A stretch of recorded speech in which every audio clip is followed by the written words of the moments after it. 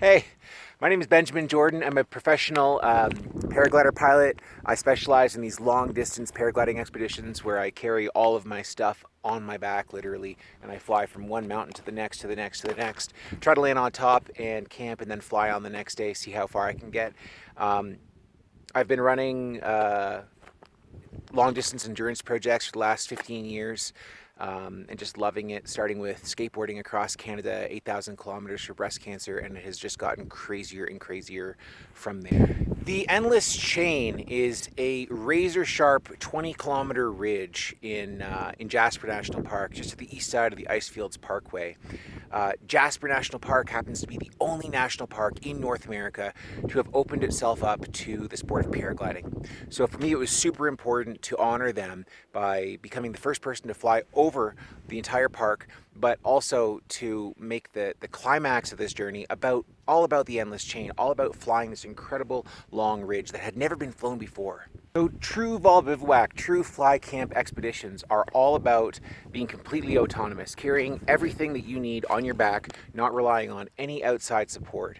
That's what I specialize in. So I'm carrying everything from the solar panels that you see there to the tent there and everything that might go into the tent, sleeping bag, cookware, pad, bag, all of that good stuff. So all up, I've got about 80 to 100 pounds, depending on how much food and water I'm carrying, to lug around with me.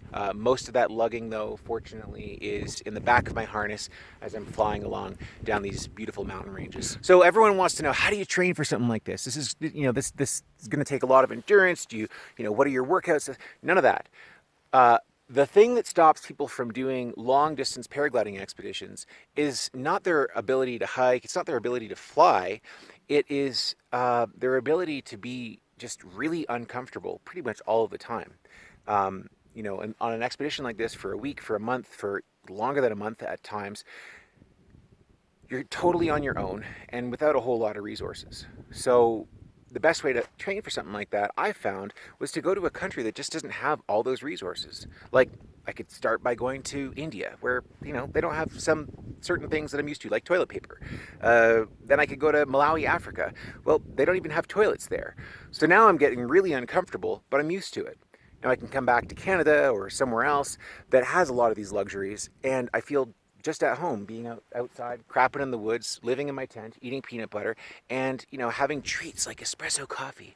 Oh, I could be on my own forever. I wasn't able to speak to anyone in these countries because I could barely speak the language. Well, I can't speak squirrel or bird either, so I'm feeling right at home. So, what makes everybody say an expedition like this would be completely impossible is twofold. One, with paragliding, cross-country paragliding, you need to have really great weather conditions. And in Canada, conditions can be less than consistent. So, often it is thought that one pilot couldn't get enough good flying days in the year to be able to complete such a massive distance like this, from Montana essentially to Prince George to northern British Columbia. The other thing is that even if you do get the good weather, you've still got to do those flights. And when you're flying cross country, you always want to have a good landing on glide.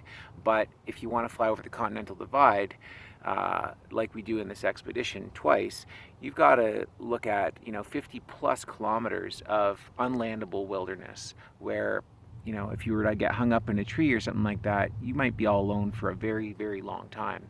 So really what makes it seem impossible is just how terrifying it would be.